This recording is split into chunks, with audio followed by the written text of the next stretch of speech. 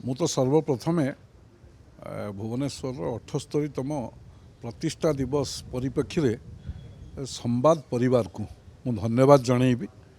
ଇଏ କେବଳ ନୀତି ନିର୍ଦ୍ଧାରକଙ୍କ ଦାୟିତ୍ୱ ନୁହେଁ, ବୁଦ୍ଧିଜୀବୀମାନଙ୍କର ସଂସ୍କୃତିକୁ ଓଡ଼ିଶାକୁ ଭଲ ପାଉଥିବା ବ୍ୟକ୍ତିମାନଙ୍କର ଇଏ ମଧ୍ୟ ନୈତିକ ଦାୟିତ୍ୱ। ସେଥିପାଇଁ ସମସ୍ତଙ୍କୁ ଆଜି ଏକାଠି କରି ପ୍ରତିଷ୍ଠା ଦିବସରେ ଭୁବନେଶ୍ୱରର ଅତୀତ, ବର୍ତ୍ତମାନ ଏବଂ ଭବିଷ୍ୟତ ସମ୍ପର୍କରେ ଚିନ୍ତା କରିବା ପାଇଁ ଏକ ପ୍ଲାଟଫର୍ମ ସୃଷ୍ଟି କରିଛନ୍ତି। ମୁଁ ଧନ୍ୟବାଦ ଜଣାଇବି ସୌମ୍ୟ ବାବୁଙ୍କୁ ଏବଂ ସମ୍ବାଦକୁ। ଦ୍ୱିତୀୟତଃ, ଭୁବନେଶ୍ୱର ସହର ଆମ ସମସ୍ତଙ୍କର।